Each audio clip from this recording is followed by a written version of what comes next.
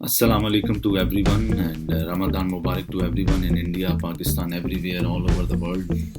आज मैं बात करूंगा उमर अकमल को, जिनको रिसेंटली 3 साल का बैन कर दिया पीसीबी ने और इन्वेस्टिगेशन हुई और जो कि खबरें अभी तक आ रही हैं कि पीसीबी ने उनको रेड हैंडेड पकड़ा है, जिस वजह से उन्होंने अपील भी नहीं की अभी तक और डिफेंस में भी नहीं गए। उनको बुलाया और मैं वो सारी डिटेल्स आज अपने इसमें व्लॉग में डिस्कस करूंगा। इसके अलावा जो सेकंड पार्ट होगा मेरे व्लॉग का, उसमें मैं जो है वो जस्टिस कयूम की जो रिपोर्ट थी वो थोड़ी सी डिस्कस करूंगा और उसमें मैं सब क्रिकेटर्स के नाम बताऊंगा जो अब बहुत बड़े बड़े यूट्यूबर्स बने हुए हैं, जिनके बहुत ज़्यादा सब्सक्राइबर्स हैं और बहुत ज़्यादा फ़ैन फॉलोइंग भी है और हम सबको बहुत ज़्यादा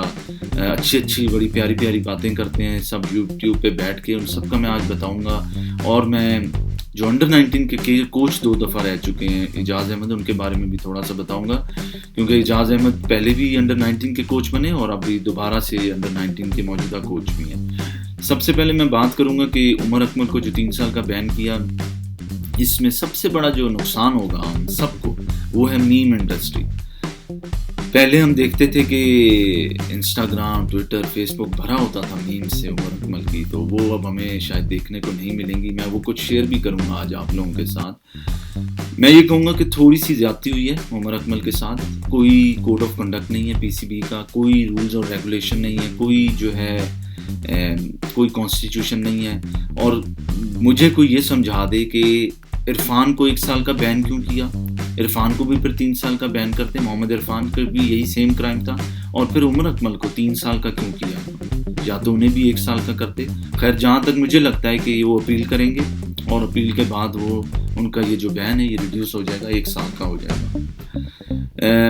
इसके अलावा नासिर जमशेद, आपने देखा कि वो भाग गए, इंग्लैंड आ गए और यहाँ आके केस लड़ा, उसके बाद वो कन्विक्ट हुए और उसके बाद उन्हें जेल भी हुई और काफ़ी ज़्यादा बदनामी की उन्होंने पाकिस्तान की। और उसके बाद हमने देखा नवाज़ को 1 महीने का बैन किया,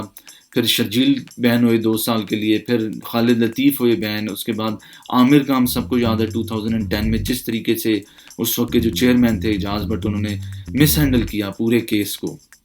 और आमिर, आसिफ और सलमान भट्ट, इनको कोई सपोर्ट नहीं किया, कोई मतलब जो है इनके लिए केस नहीं लड़ा, ना इन्हें लॉयर दिया, उनको उनके हाल पे छोड़ दिया, जिसमें उन लोगों को जेल भी जाना पड़ा और 6-6 महीने जेलें भी उन्होंने काट लिया इंग्लैंड की। तो मैं ये कहूँगा कि एक तो कोई समझ ये नहीं आती कि पहले तो जो बैकडोर है जो पीछे इन लोगों के जो हैं, यानी अगर कोई प्लेयर इस तरह की एक्टिविटी में होता है शामिल, तो पीसीबी क्यों नहीं उन लोगों के मैनेजमेंट में नाम बताता जो कि अप्रोच करवाते हैं प्लेयर्स को। इन जैसे कि हमने देखा रिसेंटली बांग्लादेश क्रिकेट में शाकिबुल हसन हुए हैं, 1 साल का बैन हुआ है उनको, उनकी भी यही थी कि उन्होंने रिपोर्ट नहीं किया था और उनको जो है फिक्सर ने रब्ता किया था। फिर हमने देखा कि आप अगर देखें तो इंडिया की जो है अजरुद्दीन जो है उनको लाइफ बैन हुआ है। उसके बाद अजय जडेजा, हमें याद है 96 के वर्ल्ड कप में ज़बरदस्त खेले थे, उनको बैन हुआ है। तो ये सब कुछ, ये कोई पाकिस्तान का मसला नहीं है, ये सब कुछ है और ये मेरा नहीं ख्याल ये रुकेगा, ये आगे भी प्लेयर्स जो हैं इसमें ट्रैप होते रहेंगे और फंसते रहेंगे। लेकिन अफसोस की बात यह है कि उमर अकमल को 3 साल का बैन किया और बाकियों को क्यों नहीं किया 3 साल का। या जब जस्टिस कयूम की रिपोर्ट, जो कि मैं अपने ब्लॉग में लेटर ऑन डिस्कस करूंगा, सलीम मलिक को पूरी लाइफ बैन किया और वसीम अकरम, वकार यूनुस, मुश्ताक अहमद, सकलैन मुश्ताक, इनको क्यों छोड़ दिया। तो ये सारी चीज़ें हैं, ये इसका जवाब तो पीसीबी ही दे सकता है। उसके अलावा मैं बात करूंगा कि उमर अकमल जो है, अगर इनको पकड़ा जाता तो 2014 के 2020 वर्ल्ड कप में, जब हमें याद होगा कि सेमीफाइनल हुआ था श्रीलंका के अगेंस्ट, और वो जो सेमीफाइनल था उसमें एक रिकॉर्डेड कॉल आई थी समा टीवी पे। शोएब जट हैं समा टीवी के, उनको वो पता होगा कि उस वक्त वो क्या हुआ था। ये मैं 2014 की बात कर रहा हूँ और उसमें शोर मचा था कि एक रिकॉर्डेड कॉल आई है, उमर अकमल की बुकी से बात हो रही थी और वो मैच जो है पाकिस्तान सेमीफाइनल हार गया था श्रीलंका से, जिसमें थोड़ी सी उमर अकमल की जो परफॉर्मेंस थी कि वो हिट मार के आउट हुए, उन्होंने आके कुछ बॉल्स छोड़ी, तो अगर ये काम जो अब किया पीसीबी ने 3 साल का बैन, ये अगर उस वक्त किया होता तो ये आज ये कुछ ना देखने को मिलता। और हो सकता है कि शर्जील या खालिद लतीफ़ या ऐसे प्लेयर्स भी बच जाते इन चीज़ों से। लेकिन पीसीबी का कोई रूल्स एंड रेगुलेशन नहीं है, या तो लाइफ बैन करना शुरू करें या जो है प्लेयर्स जो है उनको ये कोई इनका डेफिनेट नहीं है, कोई चीज़ समझ नहीं आती कि किसी को 3 साल का कर देते हैं, किसी को साल का, किसी को 2 साल का। तो कोई ये जब तक लाइफ बैन्स नहीं करेंगे और जब तक जेल, शोएब अख्तर की मैं बात से एग्री करता हूँ, उन्होंने आज अपने यूट्यूब चैनल पे कहा कि इन जो प्लेयर्स अब फ्यूचर में ऐसा करते हैं उन्हें जेलों में डालें, तो तभी ये चीज़ रुकेगी, नहीं तो ये चीज़ नहीं रुकेगी। जस्टिस एजाज जो हैं यूसुफ, उन्होंने ये डिसीजन दिया। और इसके अलावा मैं ये कहूँगा कि जितने भी बड़े बड़े क्रिकेटर्स हैं जिनके भी नाम इस तरह की एक्टिविटीज़ में आती हैं, अगर नैब वाले उनके एसेट्स चेक करें, उनके पास जो महंगी महंगी गाड़ियाँ हैं, जो उनके पास महंगे महंगे डिफेंस में लाहौर में घर हैं और पराडोज़ में फिर रहे हैं, लैंड क्रूजर्स में, आउडीज़ में फिर रहे हैं, BMWs में फिर रहे हैं। एक क्रिकेटर जो है, हमें भी पता है कि A, B और C कॉन्ट्रैक्ट का पीसीबी में कितना कमाता है, लेकिन अगर किसी के पास एकदम से इतना ज़्यादा पैसा आ जाता है तो वो कहाँ से आ रहा है, ये चीज़ चेक करनी होगी और इसमें नैब जो है वो अपनी इन्वेस्टिगेशन करे। दूसरा मैं कहूँगा कि उमर अकमल को जो अब ये बैन किया गया है उसमें थोड़े से वो खुद भी जिम्मेदार हैं, और उसकी ये वजह ये है कि अगर हम देखें कि उमर अकमल और अहमद शहजाद दोनों ने क्रिकेट एक साथ खेलना शुरू की थी विराट कोहली के साथ। विराट कोहली कहाँ से कहाँ चले गए, उनकी आज सेंचुरीज काउंट करें तो मेरे ख्याल में 60-70 सेंचुरीज हैं, और इससे भी बल्कि ज़्यादा अगर सारे फॉर्मेट्स की देखी जाएँ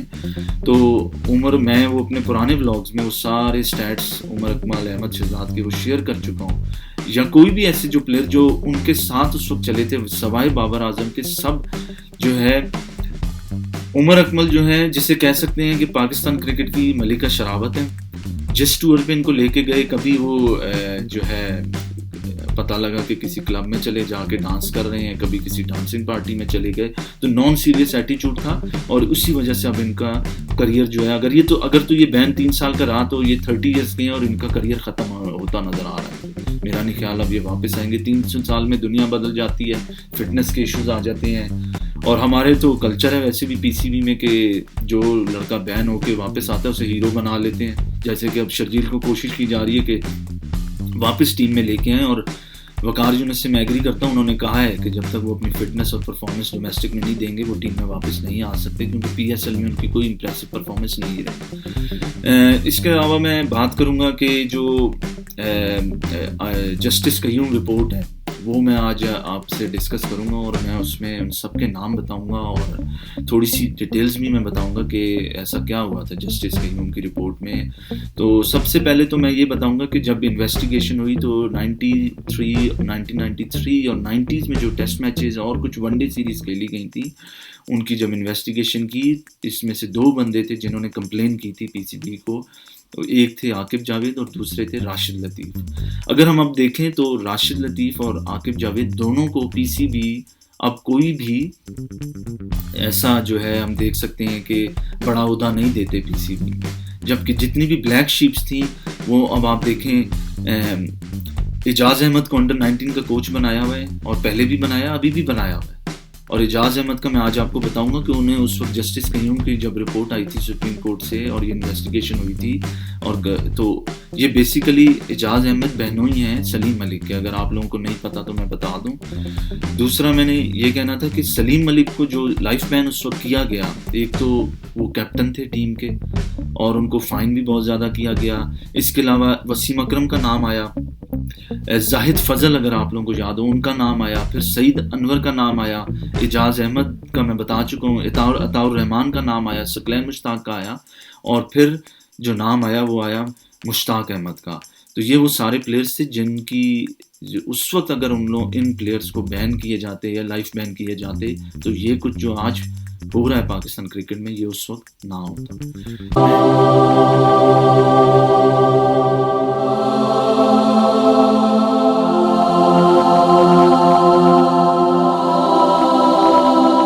लतीफ़ ने बताया कि जो प्लेयर्स उस वक्त मौजूद थे उसमें वकार यूनुस, अकरम रज़ा, इंज़मामुल हक और बासित अली, ये 3 प्लेयर्स मौजूद थे जब ऑफर्स लगाई गई थी। और जबकि अताउर रहमान जो थे उन्होंने तो बल्कि इल्ज़ाम लगा दिया था वकार यूनुस पे कि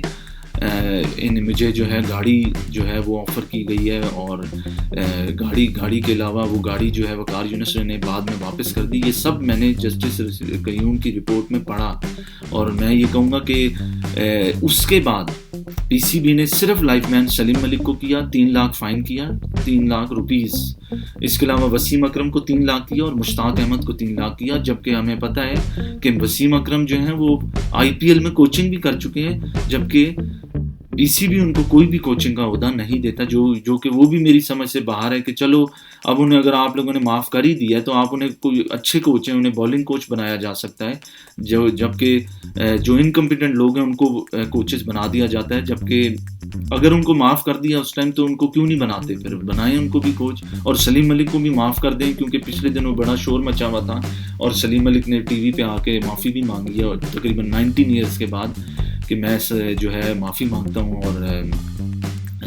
जो भी मैंने किया मेरा ब्रेड एंड बटर क्रिकेट है तो मुझे छोड़ दें। इसके अलावा मैं बताऊंगा कि मुश्ताक अहमद जो हैं उनको 3 लाख का फ़ाइन किया, फिर वकार यूनुस, अब्दुल रहमान, इंज़मामुल हक, अकरम रज़ा, सईद अनवर, इनको 1-1 लाख का फ़ाइन किया गया। और अगर हम देखें आज की जो है बड़े जो पीसीबी में इस वक्त अगर हम देखें जो पीसीबी में इनकम्पिटेंट लोग बैठे हैं पिछले 60 साल से 70 साल से, और जब तक ये लोग हारून रशीद जैसे लोग नहीं हटाए जाएंगे हमारी क्रिकेट आगे नहीं बढ़ सकती। और यही वजह है कि ये पुराने लोग बैठे हुए हैं। और अगर मैं आपको बता रहा हूँ कि ये जिस तरह आकिब जावेद हैं या राशिद लतीफ़ को चीफ सेलेक्टर बनाया जा रहा था इंज़मामुल हक के बाद, और राशिद लतीफ़ क्योंकि वो यसमैन नहीं है और वो हमेशा राइटर जो है हक के लिए आवाज़ उठाती हैं, उनको इन्होंने चीफ सेलेक्टर नहीं बनाया और मिसबाह हक को बना दिया। और इसके अलावा आकिब जावेद को भी आप देखें तो कोई बड़ा ओहदा नहीं दिया जाता, क्योंकि ये वो 2 वाहिद प्लेयर थे जिन्होंने आवाज़ उठाई और इन दोनों के करियर ख़त्म हो गए उसके बाद, क्योंकि इन्होंने सबका बताया कि ये सब प्लेयर्स जो हैं ये गलत काम कर रहे हैं। अगर आपको मेरी वीडियो पसंद आई है तो इसे लाइक करिएगा और मेरे चैनल को भी सब्सक्राइब करना मत भूलिएगा। रमज़ान मुबारक टू एवरीवन। और अगर मेरी कोई भी बात मैंने किसी के लिए मैंने कोई ऐसी बात अगेंस्ट नहीं की, मैंने आप लोगों को जो सिर्फ सच बताया कि ऐसा क्या होता रहा है पास में और ऐसी क्या गलतियां पीसीबी कर रहा है जो कि पीसीबी को रोकनी होंगी, नहीं तो ये चीज़ जो है पाकिस्तान की क्रिकेट के लिए ख़तरनाक है। खुदा हाफिज़। Oh, goodness me! He smoked